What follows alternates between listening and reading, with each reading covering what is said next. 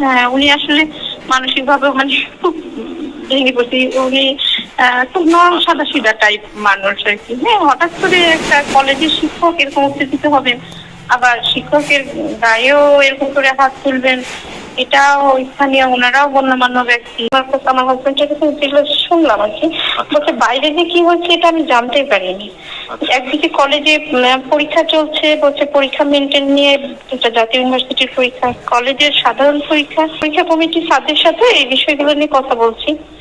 আবার এদিকে সেদিন ছিল হচ্ছে নাকি কলেজে ওই যে কলেজের যে জমি বা যেগুলো কলেজের স্থায়ী প্রপার্টি, সেটার ওই যে টেন্ডার হয়, টেন্ডারের দিন নাকি সেদিন ছিল।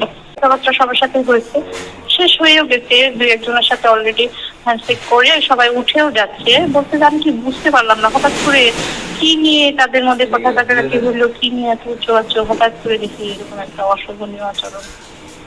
আমিও তো একদম অ্যাস্ট্রোনস্ট হয়ে গেছি। ওখানে নাকি থানার ওসি সাহেব যতদূর সম্ভব, কিংবা থানার অভিভাবক মানে এসআই হোক বা যে হোক, ওনারা মনে হয়, হ্যাঁ ওনারাও উপস্থিত ছিলেন এবং ওনারাও নাকি একেবারে অ্যাস্ট্রোনস্ট হয়ে গেছে যে এটা কি ধরনের আচরণ।